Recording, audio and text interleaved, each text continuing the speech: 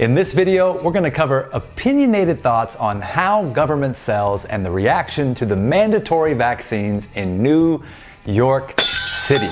Two F words are going to drive this conversation, and you don't have to buy into it with anything that we discuss here yet. If you like what I share, give us a thumbs up. If not, thumbs down. And should you want to completely disagree and start a conversation in the comments below, do just that and let us know what you think about this whole thing.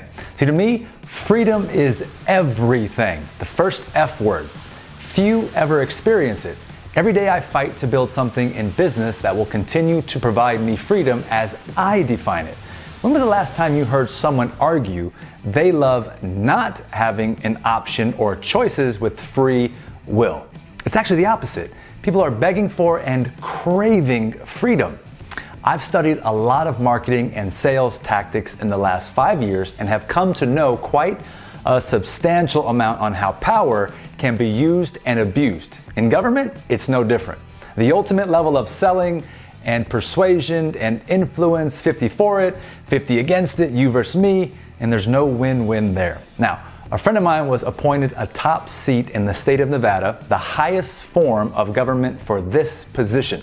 At which point, at the very start of his duty, one of the city's top businessmen and wealthiest people in the world told him that his planes needed fuel at the airport and that the airport wasn't giving him that. So what he needed to do was go over to the airport officials and use his newly appointed authority to get this businessman's planes fueled, or it would not be a good outcome.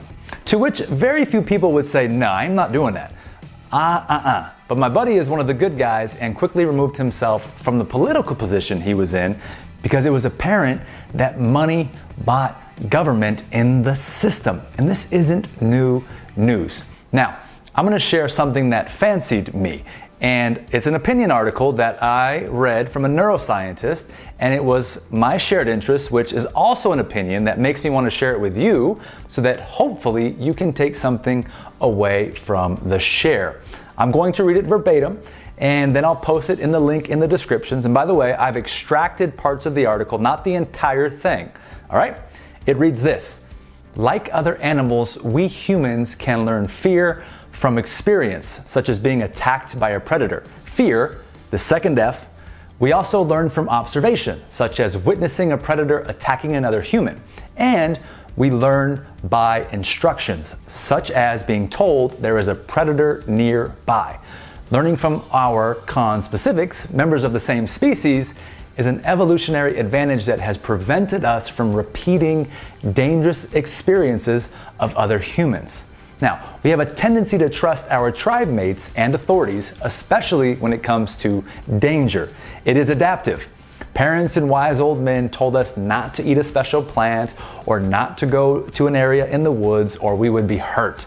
By trusting them, we would not die like a great-grandfather who died eating that plant. This way, we accumulated knowledge. Tribalism has been an inherent part of the human history. There has always been competition between groups of humans in different ways and with different faces, from brutal wartime nationalism to a strong loyalty of a football team.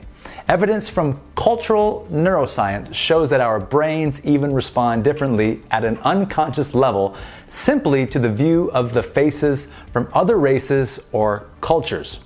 At a tribal level, people are more emotional and consequently less logical. Fans of both teams pray for their team to win, hoping God will take sides in a game. On the other hand, we regress to tribalism when afraid. This is an evolutionary advantage that would lead to the group cohesion and help us fight the other's tribes to survive. Tribalism is the biological loophole that many politicians have banked on for a long time, tapping into our fears and tribal instincts. Some examples are Nazism, the Ku Klux Klan, religious wars, and the Dark Ages, stating that the typical pattern is to give the other humans a different label than us and say they are going to harm us or our resources and turn the other group into a concept. It does not have to necessarily be race or nationality, which are often used. It can be any real or imaginary difference. Liberals, conservatives, Middle Easterners, white men, the right, the left, Muslims, the Jews, Christians, Sikhs. The list goes on and on. When building tribal boundaries between us and them, some politicians have managed very well to create virtual groups of people that do not communicate and who hate without even knowing each other. This is the human animal in action. But again, it is another loophole in our biology to be abused to turn on our aggression towards the others, whether in the form of vandalizing their temples or harassing them on the social medias. When ideologies manage to get a hold of our fear circuitry, we often regress to illogical, tribal, and aggressive human animals, becoming weapons ourselves and weapons that politicians use for their own agenda. A soldier once told me, "It is much easier to kill someone you have never met from the distance. When you look through the scope, you just see a red dot, not a human. The less you know about them, the easier to fear them and to hate them." The human tendency is meat, M-E-A-T, to politicians who want to exploit fear. If you grew up only around people who look like you, only listened to one media outlet, and heard from the old uncle that those who look or think differently hate you and are dangerous, the inherent fear and hatred towards those unseen people is an understandable but flawed result. To win us, politicians, sometimes with the media's help, do their best to keep us separated, to keep the real or imaginary others just a concept. Because if we spend time with others and talk to them and eat with them, we will learn that they are like us, humans with all the strengths and the weaknesses that we all possess. Some are strong, some are weak, some are funny, some are dumb, some are nice, and some are not too nice. And very often, my patients with phobias start with, "I know it is stupid, but I am afraid of spiders." Or it may be dogs or cats or something else. And I always reply, it is not stupid, it is illogical. We humans have a different function in the brain, and fear oftentimes bypasses logic. There are several reasons. One is that logic is slow, fear is fast, and in situations of danger, we ought to be fast. First run or kill and then think. Politicians and the media very often use fear to circumvent our logic. I always say the US media are disaster pornographers. They work too much on triggering their audience's emotions. They are kind of political reality shows, surprising too many from the outside the United States. When one person kills a few others in a city of millions, which of course is a tragedy, major networks coverage could lead one to perceive the whole city is under siege and unsafe. If one undocumented illegal immigrant murders a US citizen, some politicians use fear with the hope that few will ask, "This is terrible, but how many people were murdered in this country by US citizens just today?" Or, "I know several murders happen every week in this town, but why am I so scared now that this one is being showcased by the media?" We don't ask these questions because fear bypasses logic. End quote. So that turns me to mandatory vaccines. When fear ignites, fight or flight activates. Fight or flight over time causes stress. Chronic stress compromises the immune system. COVID-19 stress has been going on for over a year and a half now. How do you think people's immune systems are doing?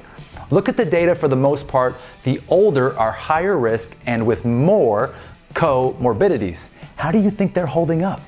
And sure, other demos are affected in this process as well. And with each new press release and news reveal, the agenda moving the pandemic and now the Delta variant, can you imagine the impact of another round of fear, that hormone inside of people? Because humans rarely learn from experience. Sure, touch a hot stove and ouch, you're clearly going to stay away. But from an emotional side, people are constantly repeating the same mistakes over and over again because they find comfort in this, which, by the way, is a tricky way of submitting to fear. I get the age-old running from a saber-toothed tiger, but unless you are hunting in the middle of the jungle, there isn't much merit for that same old track of fear because you aren't running from a tiger every day. We've evolved so much, and now the fears are much greater and, to a degree, an illusion. Worry and fear suppress the immune system. When people get stressed and their life is in danger, the first thing that happens is they panic. Now, You turn over the news and the media is projecting Delta variant and it's more dangerous than anything, and the people have a second round of panic to push themselves towards getting the vaccine. And if you don't get the vaccine, you are against everyone else. It's literally chaos and a civil war. Right now, we are the vaccinated versus the unvaccinated. Since when in this history of time, have we ever seen a division of people over a health crisis like this? I'd be asking, what and who do you think is causing it? And the bigger question to ask is, why are they causing it? The origins of this whole thing, they're not new. And this is a pressing topic. People are going to have an uproar, and it's going to disrupt and impact a lot of lives. When it's all said and done, though, the main point of this whole thing that I'm sharing with you right now is this. Please just do your own research and not bite into every piece of news and media food that you get. They and the government play in the same sandbox and have their agendas. We need to become better informed as a whole and band together in the middle of everything going on. But if you don't even have the awareness to observe all the moving parts and allow logic to benefit you, well, it may very well be worse than you originally thought, the mental and emotional suffering you're going to endure. Do your research, do your homework, and then come to a wise conclusion. Government and their constituents sell you on fear. Fear is never going to help you become free. And freedom is everything. Great.